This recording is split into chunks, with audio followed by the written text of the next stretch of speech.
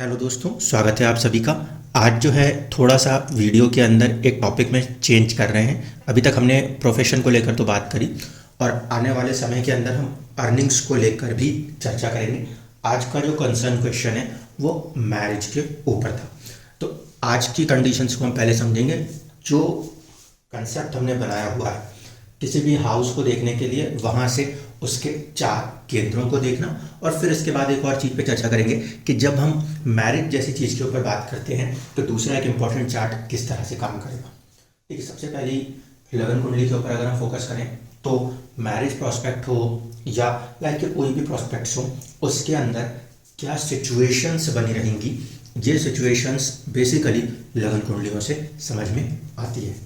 जैसे कि अगर हम इस कुंडली की बात करें, 4 नंबर राशि यहाँ पर दिखाई दे रही है। इसका मतलब है कि कहीं ना कोई एक एनवायरनमेंट जो रहेगा व्यक्ति के सोचने का, उस पर चंद्रमा का प्रभाव रहेगा। चंद्रमा का प्रभाव सुनने के बाद बहुत से लोगों को लगता है कि शायद वो प्रभाव इमोशनल ही होगा। ऐसा कुछ भी जरूरी नहीं है, क्योंकि चंद्रमा खुद जिस स्थिति में बैठेगा डिसीजन उसके ऊपर होंगे। दोस्तों, कई बार लोग ये सोचते हैं कि अगर हम कर्क लगन में पैदा हो गए हैं तो हम बहुत ज़्यादा इमोशनल हैं। वह कुछ नहीं होता। व्यक्ति, चंद्रमा एक ऐसा ग्रह बन जाता है जो जहाँ बैठेगा, जिस परिस्थिति में बैठेगा, उसके अकॉर्डिंग काम करने लगेगा। तो कहीं ना कहीं पहली चीज़, अगर लगन के अंदर 4 नंबर की राशि है तो आप ये एग्जैक्ट नहीं कह सकते कि बिल्कुल व्यक्ति जो है वो इमोशनल नेचर में जा रहा है। बट हाँ, कहीं ना कहीं उसकी जो सराउंडिंग्स है, उसकी जो सोचने का ढंग है, उसमें वो केयर की डिमांड कर रहा है। इस बात को ध्यान रखिएगा। 4 नंबर की राशि है तो व्यक्ति हमेशा एक केयर की डिमांड आवश्यक रूप से करेगा। दूसरी चीज़, अब देखिए फोर्थ हाउस शुक्र की राशि है। शुक्र का प्रभाव या कहीं ना कहीं लग्जरी, इन चीज़ों की तरफ वो अपने आप को बनाए रखने की कोशिश परिस्थितियों में करेगा। सप्तम भाव में शनि की राशि है, जो कि एक प्रकार से बहुत ही स्ट्रॉन्ग कार्मिक राशि है। काल पुरुष कुंडली में भी ये 10th हाउस को रिप्रेजेंट करती है। तो कहीं ना कहीं ये इस बात को दिखा रही है कि साझेदारी और विवाह के ऊपर बहुत स्ट्रॉन्ग कर्मा कनेक्ट होता है अगर जन्म कर्क लगन में आ जाए तो। इसके बाद अगर हम बात करें दसम, तो दसम जो है वो बेसिकली मंगल देव के हवाले है। दसम का स्वामी मंगल के साथ कनेक्ट होने का अर्थ यहाँ पे बनता है कि कहीं ना कहीं एक प्रकार से संघर्ष की स्थिति उत्पन्न हो सकती है। ठीक है, अब देखिए, जो चीज़ हमने पढ़ रखी है उसको एक एक करके लगाएंगे। सबसे पहले जैसे कि हमें एनवायरनमेंट को समझ लें वो किस तरीके से मॉडिफाई हो रहा है। सबसे पहला कंसर्न हमारे लिए ये कि हम इस समय बात मैरिज के रिस्पेक्ट में कर रहे हैं, तो हम इसको ट्रीट करेंगे एज अ फर्स्ट हाउस। इसको ट्रीट किया अगर मैंने फर्स्ट हाउस, तो ये बनेगा हमारे लिए 4th, ये बनेगा हमारे लिए 7th और ये बनेगा हमारे लिए 10th। अब इस हाउस के ऊपर जुपिटर का प्रभाव है और जुपिटर इस कुंडली के अंदर जब हम देखेंगे तो एक तो 12th हाउस, ये 1 नंबर है, तो ये इससे पीछे 12th हाउस इसका स्वामी हो रहा है और फिर ये जुपिटर यहाँ से 3 घर आगे का स्वामी हो रहा है। इसका मतलब है वैवाहिक जीवन के अंदर एक तरफ से टेंशन और दूसरे तरफ से कहीं ना कहीं पराक्रम, दोनों मिक्स हो जाएंगे जुपिटर की वजह से। पहली कंडीशन, यहाँ पे गुरुदेव का बैठना कहीं ना कहीं इस भाव के हिसाब से अगर हम देखें तो 12वें के स्वामी जो कि टेंशन दिखाने की कोशिश करता है, वो त्रिकोण राशि भी है गुरु की वहाँ पे, और साथ ही साथ 3 घर आगे यानी कि पराक्रम को दिखाने की भी कोशिश करेगा। तो वैवाहिक जीवन में लाजमी है मेंटल टेंशन और साहस पराक्रम का प्रभाव देखने को मिलता नजर आए, पहली कंडीशन। अब दूसरी कंडीशन, यहाँ से सुख भाव की जो स्थिति है उसमें देखें तो यहाँ पर राहु की मौजूदगी है। राहु अपने आप में चाहतों का ग्रह है, डिजायर्स का ग्रह है, तो वो अपनी अलग अलग चाहते, अलग अलग डिजायर्स दिखाता रहेगा जो कि लाइफ के अंदर चैलेंजेस पैदा करने की कोशिश करती रहेंगी, पहली बात। ठीक है, अब यहाँ से इसके स्वामी को समझना पड़ेगा, क्योंकि राहु जो है वो इंडिपेंडेंटली वर्क करने वाला प्लैनेट नहीं माना जाता, वो देखेगा सीधे सीधे मंगल के प्रभाव को। अब इसको ध्यान में रखिए कि ये हमारे लिए मेन हाउस है। इसके रिस्पेक्ट में इससे 4 घर आगे सुख का स्वामी मंगल, वो इससे ही 8वें में जाके बैठा हुआ है। ठीक है, ऐसे स्थिति में ये समझ सकते हैं कि कहीं ना कहीं जो विवाह का सुख वाली परिस्थिति है वो चुनौतियों को दिखाने लगेगी। प्लैनेट 8th में अगर हो तो वो चीज़ों में थोड़ा सा वीकनेस पैदा करने लगता है। तो कहीं ना कहीं यहाँ से जब हम इस हैप्पीनेस को देखने की कोशिश कर रहे हैं तो उसके लिए इफेक्ट कहाँ जा रहा है, वो मंगल के हवाले जा रहा है। ठीक, और मंगल कहीं ना कहीं उस पर्टिकुलर हाउस से जिसका हम कंसर्न देख रहे हैं उससे 8वें ग्रह, जो कि एक प्रकार से चुनौती दिखाने लगता है। ठीक है, तो सुख के अंदर चुनौती होगी, कारण बनेगा गुस्सा, क्योंकि मंगल जो है वो एंगर एग्रेशन है, और राहु जो है वो मंगल के साथ कनेक्ट होकर, राहु मंगल के साथ कनेक्ट होकर कहीं ना कहीं अंगारक प्रभाव दिखाएगा। कनेक्ट कैसे है? क्योंकि राहु मंगल की राशि में मौजूद है, तो मंगल के ऊपर राहु का असर होना लाजमी है। अब देखिए 7th हाउस, जिसे हम भोग के पॉइंट ऑफ व्यू पे देखते हैं, यहाँ का जो स्वामी है वो इसके रिस्पेक्ट में, भोग की बात कर रहा हूँ, वैवाहिक जीवन में भोग यानी कि हमारा लगन 1st हाउस, उसका स्वामी इसके रिस्पेक्ट में कहाँ पे जाके बैठा है? वो बैठा है 3 घर आगे, 1 2 3, यानी कि उसमें भी साहस पराक्रम की परिस्थिति खड़ी हो गई कि अगर वैवाहिक जीवन को जीना है तो वहाँ पे भी आपको अपना साहस और पराक्रम यूज करना पड़ेगा। ये सब कुछ मैं अभी परिस्थितियाँ बता रहा हूँ, ध्यान रखिएगा, सिचुएशन से ही दिख रही है आपको। इसके ऊपर प्रभाव है शुक्र का। शुक्र जो है वो एक्चुअल में एक तरफ से तो इस पर्टिकुलर पॉइंट से 10th हाउस लॉर्ड है, जो कि अच्छी बात है, लेकिन साथ ही साथ शुक्र की दूसरी राशि, शुक्र की दूसरी राशि जो है वो इसके कनेक्शन में 9th हाउस से है। यहाँ से इसको देखेंगे तो ये होगा, सॉरी 5वां, ना कि 9वां, 5वें से आएगी। जब ये इसके रिस्पेक्ट में 5वें से आई है तो इसका अर्थ ये बन जाएगा कि कहीं ना कहीं किसी न किसी रूप में एक पूर्व पुण्य वाली स्थिति पैदा हो जाएगी। तो जब हम ये देख रहे हैं कि यहाँ से पंचम और दसम, इन दोनों का स्वामित्व तो एक साथ मिल रहे हैं और वो मिल के भोग को प्रभावित कर रहे हैं, तो इसका अर्थ क्या निकलने वाला है? एक तरफ से ये कि इस पर बहुत स्ट्रॉन्ग कर्मा भी होना है, और वो कहीं ना कहीं पास्ट कनेक्शन के साथ हुआ कर्मा कहा जा सकता है, क्योंकि 5th हम पूर्व पुण्य से जोड़ते हैं। और वैसे भी यहाँ पे जब लगन कुंडली में 7th हाउस के लॉर्ड का संबंध राहु केतु के साथ हो रहा है, तो वो भी एक प्रकार से कोई कार्मिक बंधन ही रहने वाला है। तो यहाँ तक की परिस्थिति तो समझ में आई कि भोग के अंदर की जो स्थिति पैदा होगी उस पर काफ़ी ज़्यादा कर्मा करना पड़ेगा 10th हाउस से, और उसके अंदर भी कोई ना कोई पूर्व पुण्य आवश्यक रूप से जुड़ा हुआ होगा, क्योंकि 5th कहीं ना कहीं प्रभावित कर रहा है। 10th में आ जाए, जब 10th में आएंगे तो फिर शनि और केतु की मौजूदगी। ठीक है, अब देखिए शनि और केतु दोनों की मौजूदगी अगर हम यहाँ पे देख रहे हैं कि इस भाव से दसम में है, तो इसका अर्थ क्या हुआ कि यहाँ पे काफ़ी ज़्यादा अप्स एंड डाउन्स की स्थिति पैदा होगी। बहुत सिंपल सा नियम ये कहा गया था कि शनि देव जब भी दसम में बैठेंगे तो दसम में बैठने के कारण जीवन के अंदर एक बार ऊंचाई और एक बार भयंकर गिराव देखने को मिलता है।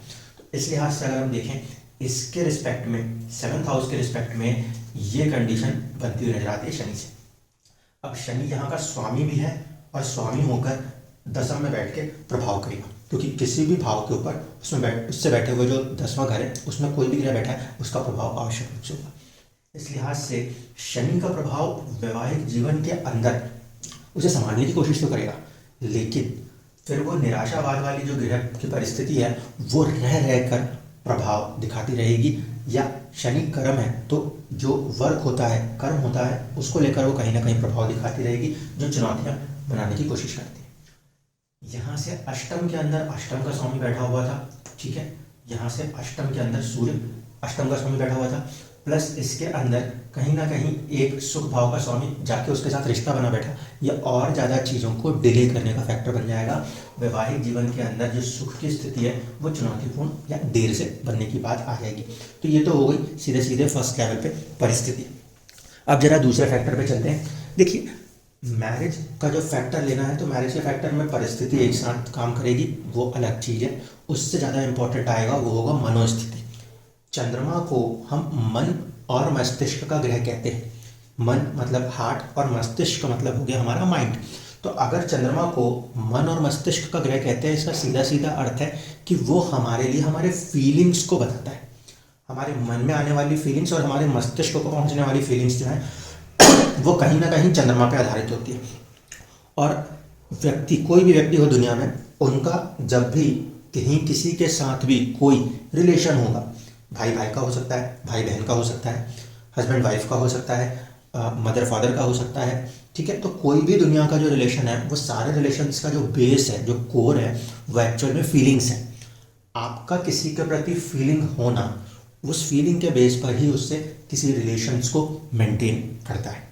इस कारण से जब कभी भी कुंडली के अंदर हम बात करते हैं और स्पेसिफिकली हम मैरिज से हट के किसी भी रिलेशंस की भी बात करते हैं, सबके अंदर एक फैक्टर ऑफ इमोशन जो है वो मायने रखता है।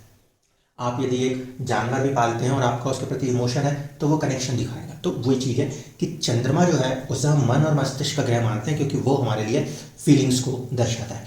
तो चंद्र कुंडली हमेशा इम्पॉर्टेंट है कहीं ना कहीं मैरिज लाइफ या किसी के साथ भी किसी भी तरीके के रिलेशंस को समझने के लिए। अब देखिए, अब जो पूरी तरीके से बात होगी वो सिर्फ चंद्र कुंडली पे बात होगी, ठीक है। इसमें नवंशा को भी लेकर नहीं आ रहे, नवंशा में ले जाऊंगा तो बहुत लंबी खिंच जाएगी वीडियो।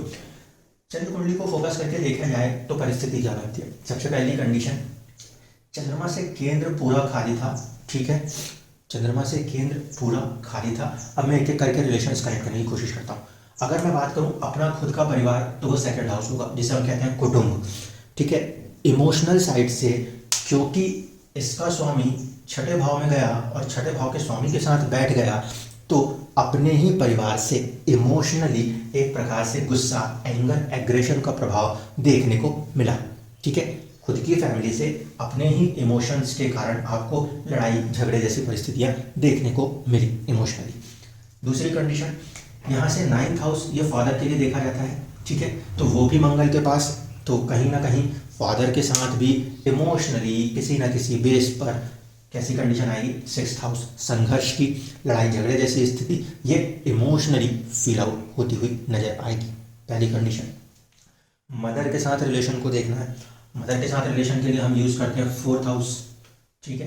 तो जब हम मदर के साथ रिलेशन के लिए 4th हाउस यूज़ करते हैं, ऐसी कंडीशन में हम देखें तो उसका स्वामी बुध, वो भी जाके फिर वही स्थिति। तो मदर के साथ भी, पहली चीज़ थी फादर के साथ, दूसरी चीज़ दिखा रहा हूँ मदर के साथ, ये दोनों ही कॉम्बिनेशन जब हम दिखा रहे हैं इमोशनल साइड से, तो वो दोनों पहले संघर्ष भाव में गए। चंद्रमा से चौथे का स्वामी खुद छठे में बैठा है, तो व्यक्ति अपने ही मन से इमोशनली कहीं ना कहीं और भी ज़्यादा परेशान स्थिति में आ जाएगा। रिलेशन में तो मैंने मदर की बात करी, लेकिन चंद्रमा से चौथा वो भी हमारा मन मस्तिष्क या हमारे मन की स्थिति दर्शाता है, वो भी कहीं ना कहीं इस परिस्थिति में आने के कारण चुनौतीपूर्ण बन जाता है। इस बात को भी समझिए। अब इसके बाद अगर हम छोटे भाई बहनों से देखना चाहते हैं तो फिर हम यूज़ कर लेंगे शुक्र का, और बड़े भाई बहनों को देखना चाहते हैं तो हम शनि को यूज़ कर सकते हैं। बट वो हमारा कंसर्न क्वेश्चन है। अब आ जाइए मेजर कंसर्न क्वेश्चन पे। ये तो बेस समझ में आया कि चंद्रमा से इमोशंस किस तरीके से हमारे रिलेशंस को इफेक्ट करेंगे। अब आइए मैरिज के लिए। मैरिज के लिए ये हाउस इंपॉर्टेंट है और इसका स्वामी फिर बुध, और उसकी स्थिति अपने से एक घर पीछे, जो कि फिर चंद्रमा यानी इमोशन वाले साइड से देखा जाए तो एक प्रकार से कहीं ना कहीं शत्रु भावना या फिर संघर्ष की भावना दिखाने लगता है। तो परिस्थिति मोटे मोटे तौर पे देखी जाए तो क्या बन रही है, इस कंडीशन में चंद्रमा से सप्तम का स्वामी यानी कि इमोशंस जिसके प्रति होने चाहिए, वहाँ पे उसका स्वामी सूर्य की राशि में एक घर पीछे जाके बैठ रहा है, पहली कंडीशन। दूसरा, वो सूर्य और मंगल जैसे दो आक्रामक ग्रहों से प्रभावित है। अब मैं शब्द यूज कर रहा हूँ आक्रामक ग्रह, क्यों? मैं यहाँ पे पापी और इसकी बात नहीं कर रहा, बात इमोशंस की हो रही है। जब इमोशंस की हो रही है तो वहाँ इमोशंस में पाप पुण्य की बात क्या होगी? वहाँ पे बात होगी या तो शीतलता की या फिर थोड़ा सा एग्रेशन की। फीलिंग्स दो ही चीज़ों में हो सकती है, या तो वो एक कूल फीलिंग है या फिर वह एग्रेसिव फीलिंग है, पैशनेट फीलिंग्स। तो यहाँ पे कहीं ना कहीं सूर्य और मंगल, जिसे हम बेसिकली पृथकतावाद के ग्रह कहते हैं, उसका संबंध बुध के साथ हो रहा है। और बुध जो है वो जिस ग्रह के साथ जुड़ता है उसको ही अपना समझने लगता है। इस कंडीशन में इमोशनली अगर हम बात करें तो मंगल और सूर्य इन दोनों का प्रभाव बुध के ऊपर पड़ रहा है, जिसकी वजह से गुस्सा, एंगर, एग्रेशन। सूर्य का प्रभाव क्या है? खुद की चीज़ों को आगे रखना। तो अपनी चीज़ों को आगे रखने के लिए कहीं ना कहीं किसी बात पे एंगर, एग्रेशंस के जो प्रभाव हैं वो कार्य करने लगेंगे, जिसकी वजह से मैरिज लाइफ के अंदर चैलेंजेस उत्पन्न होंगे इमोशनल लेवल्स के ऊपर जाके। चंद्र कुंडली से जब हम देखते हैं तो ये शनि और ये केतु का प्रभाव अष्टम के ऊपर पड़ेगा। कहीं ना कहीं जो 8th है, यहाँ पे भी देखिए लगन कुंडली से 8 और चंद्र कुंडली से 8, ये दोनों ही कहीं ना कहीं केतु से प्रभावित हो रहे हैं या शनि से प्रभावित हो रहे हैं, ठीक है।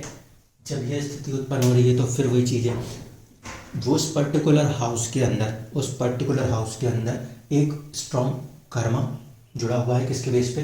केतु के बेस पे। और शनि वहाँ बैठा है तो उसमें वो दुख दिखाने की कोशिश कर रहा है।